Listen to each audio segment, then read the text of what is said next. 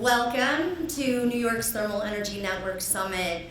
It's so amazing to see all of you here, such a fantastic group of advocates, labor leaders, decision makers, legislators, legislative staff, agency leaders, to really have a conversation about thermal energy networks and to talk about this revolutionary technology that will transform New York's energy systems with homegrown clean heating and cooling and at the scale necessary to achieve New York's ambitious climate and clean energy transition goals.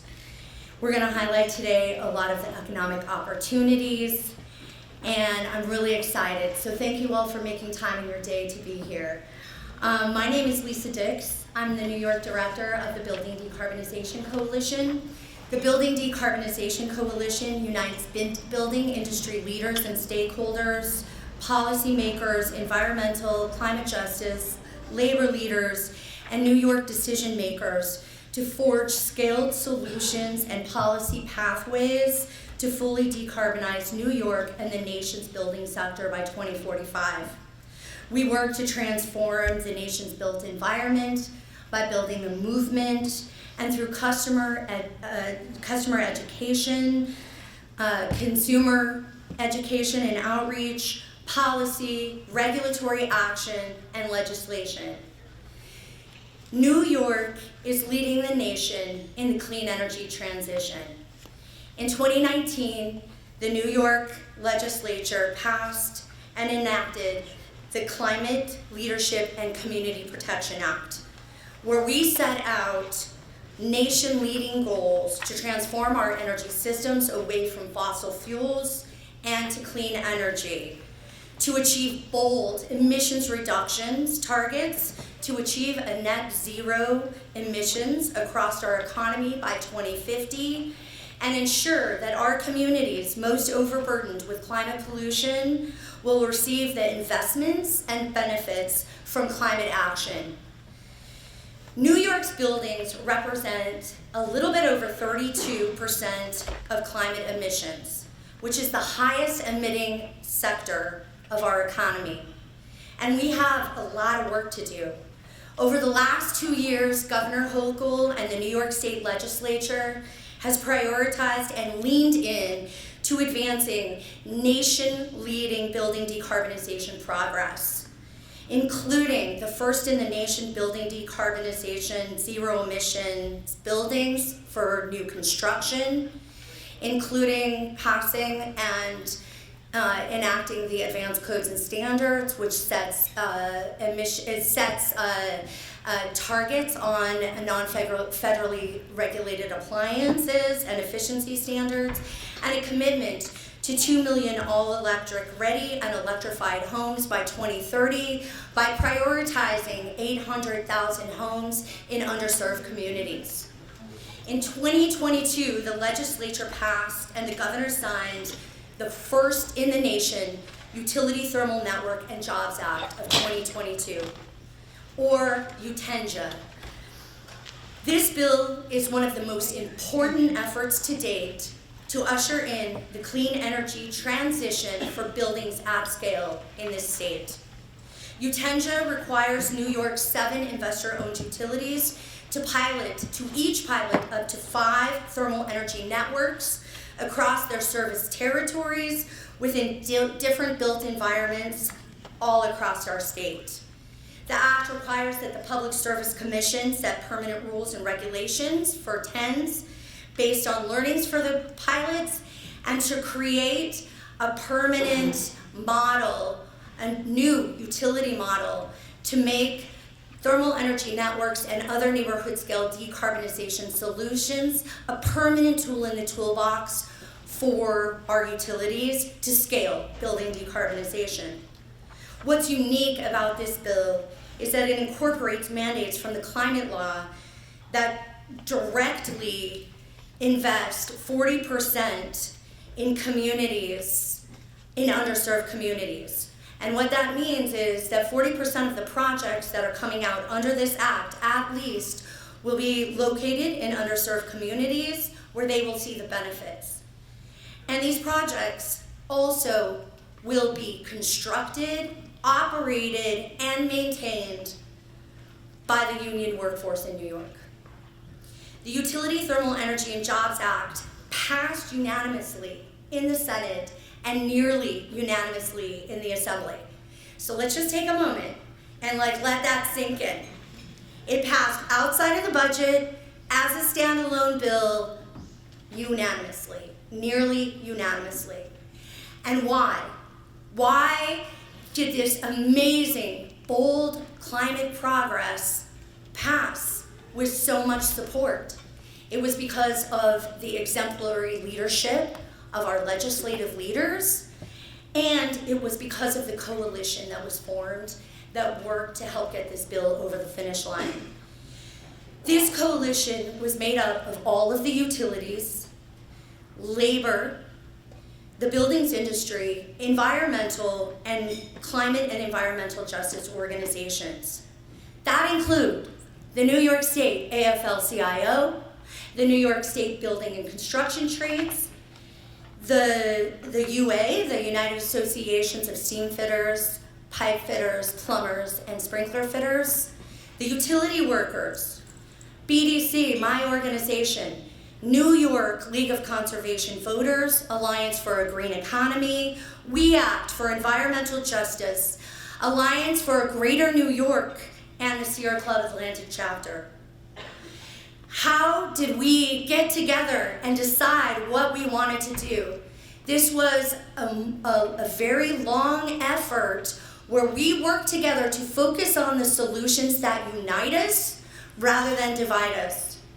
We have disagreements in other areas, but what we decided to do is focus on three main visions and priorities. We all agree that we need neighborhood scale decarbonization to meet our buildings targets in New York. Right now, we have a lot of work that has been implemented in the state of New York that is important in terms of really getting incentives and installing heat pumps in individual homes and buildings.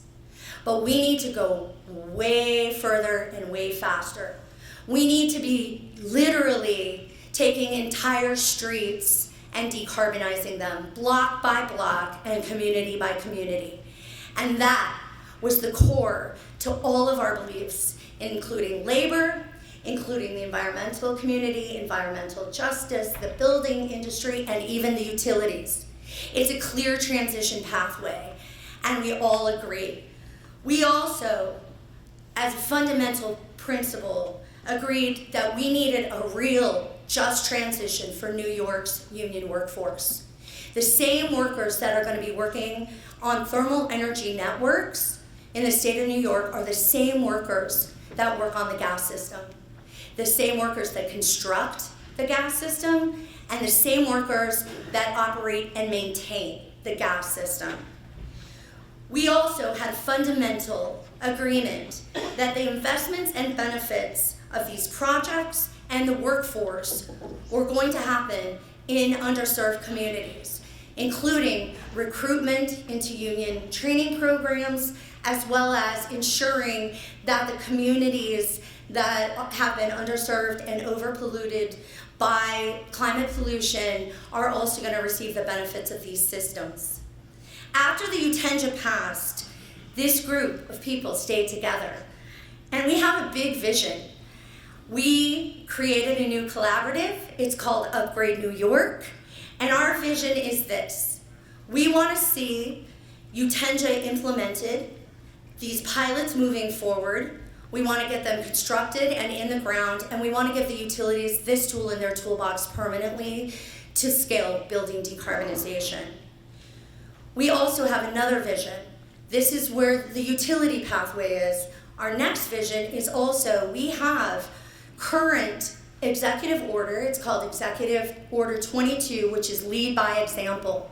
This executive order is basically committing to getting all of our state facilities and campuses to net zero emissions and fully decarbonized by the dates in the Climate Act. We've got a lot of work to do on our state buildings and facilities and campuses.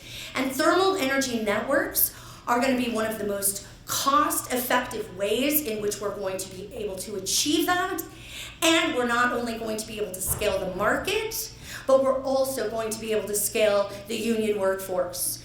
This is decades of union careers in terms of building these systems all across our state as anchors, as campuses and state facilities are in our communities.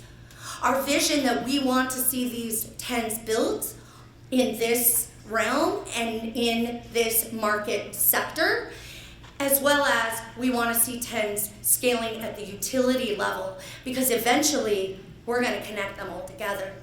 And this is the start of this journey. Last year, we were successful, thanks to the legislature's leadership, in securing funding and an early commitment to get 15 action plans on state campuses and facilities, and to get 15 shovel-ready TENs ready to go by 2026.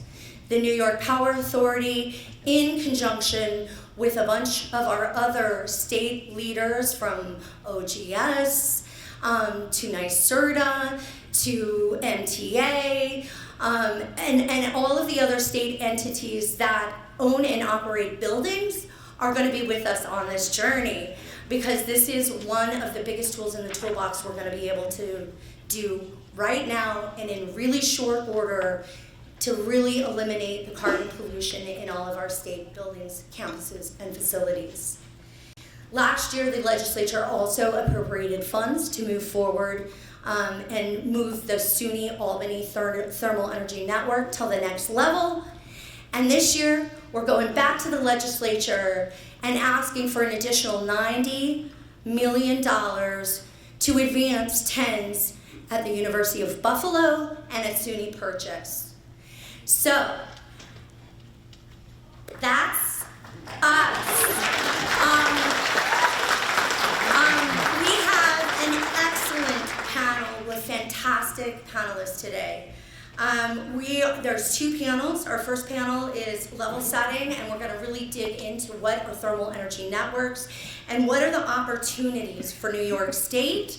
And then we're going to have a myth-busting panel where we're going to try to demystify the myths and the misconceptions around thermal energy networks.